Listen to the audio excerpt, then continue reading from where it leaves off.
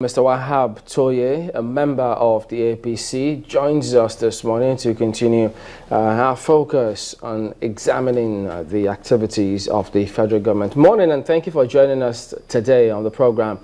Well, there's a lot of talk these days about the president's 100 days, and some of the papers also highlighting that much. Well, for you, I mean, yesterday we were told how politicians like to consider their first 100 days. You've been a former member in the State Assembly. You work closely with the governor. You see how they approached it previously. How important is the first 100 days of the president? Or how important do you think it is? Thank you. Good morning, Phil. The question you asked is that how important is the 100 days in office of the president? Remember, this annual appointment by election, of which he has 4 years to spend. And 100 days is never part of the program before. 100 days were used by unserious government to siphon public funds. What you need to do is that you cannot use 100 days to assess the seriousness of a government, and any government that uses 100 days to plan its performance cannot satisfy the hearing of the public. You can only use a milestone achievement of what he has done within that days to know whether it's going to be a serious government or not. And if I may say at this point, you know that Nigeria we are too corrupt before the emergence of this government. Well, there are many who will, Mr. Toye, there are many who will sharply disagree with you on that one. You can't make a sweeping statement about all of those. Some, okay, yes, thank you. Just let me say it. I'm trying to lay a foundation.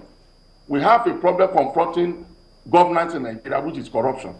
And we are looking for a leader who can carry the mantle of responsibility to fight this corruption. And what you need to do is to establish a template of philosophy of transparency, which the leadership of government today has established. The fear of if you are caught, you are going. You must do the right thing. You must follow the due process. That fear has already been established. It's a reawakening of what happened in 1983. Why? Why everybody knows that as a Nigerian, you must do what is right. So once we are all aware of that fact, then there will be a smooth running of the administration. Yeah, the rule must behave in line with the constitutional provision, and the rulers too must operate within the confines of law.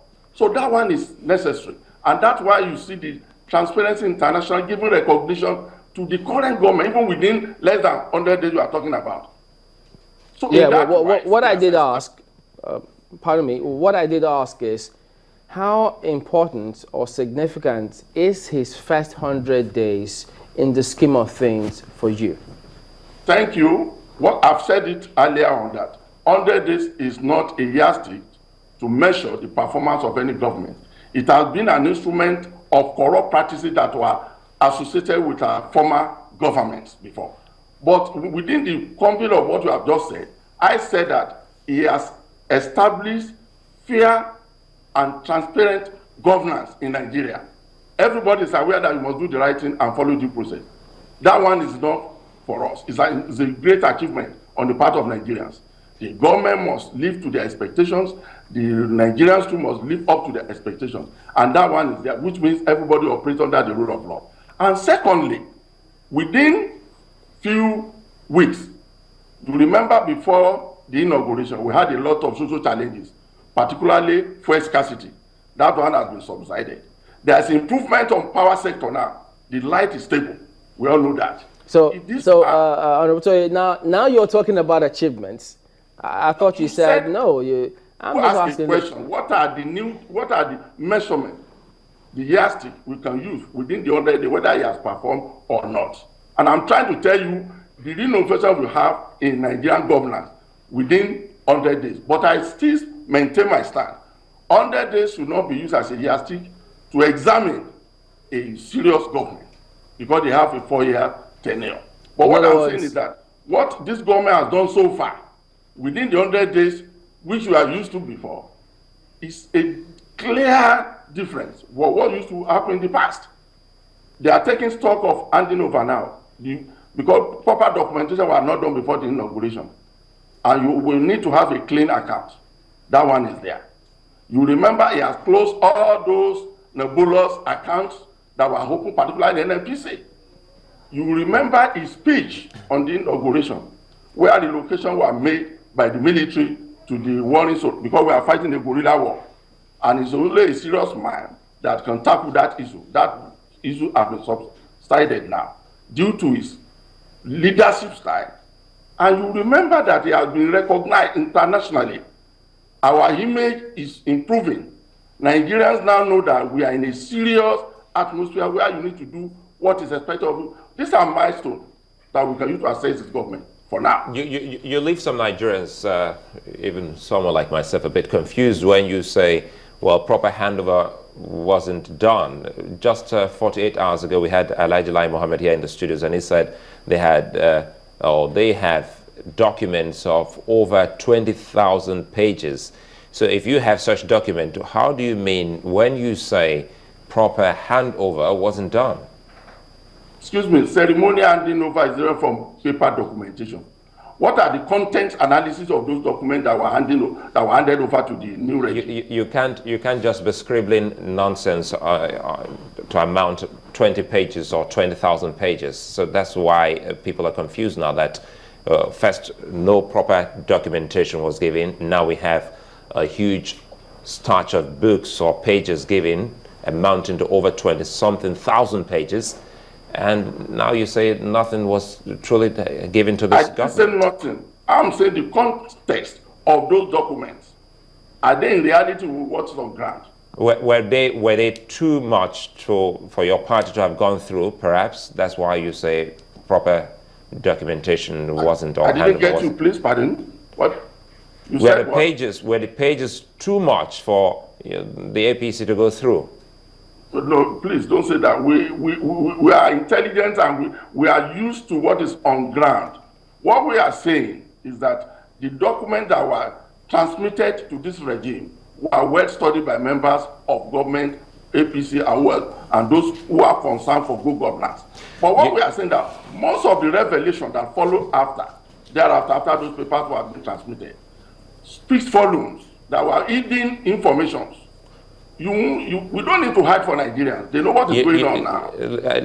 What is contained, yes. We know, we quite understand you. 100 days is quite some number of, hours for someone to have seen some reasonable achievement in some sector or move. And if you say, a moment ago, you talked about the power sector, could you tell us what you think this government has done to have achieved that success that you talked about? Before that time, the megawatt before the handing over was about 2,000 megawatt. The generation now becomes about 4,000 megawatts. Money that was spent there could not even justify, before the coming of this government, could not even justify what they were generating. But as we speak now, Nigerians are having the feeling that first do the right thing. Those who are in charge of power now, they are up to the task, and they are working according to the contents of the agreement. What has changed? The right thing. What Nigerians would love to know what has changed, because they know that the president is a very honest man, and in all honesty, he wouldn't be taking credit for this relative success that we have seen, because it doesn't seem that the APC government in power has done anything to have amounted to what you have called success in the power sector. They say credit should still go to the last administration. So if there's anything you think you know that we do not know, tell us what exactly you think this government has done to have made us achieve what we have so far. What I'm saying is that, under the Constitution of Federal Republic of Nigeria, Section 2 says supremacy of the Constitution, whereby everybody is under the rule of law. Those contractors that were charged with this responsibility before the coming of government, the present attitude was different from what they used to do before. You know it yourself. You know the level of power supply we had before the coming of the government of Buhari. What I'm saying is that he has established that is, you must do the right thing at the right time. That one is enough for now. And Nigerians are benefiting from his leadership. And I said again, relocation of military officers to where we have problem of Boko Haram in the northeast. Before that time, we had a president who found it difficult to even have on-the-spot assessment. But the man made a proclamation on the day of his inauguration, and he followed it up.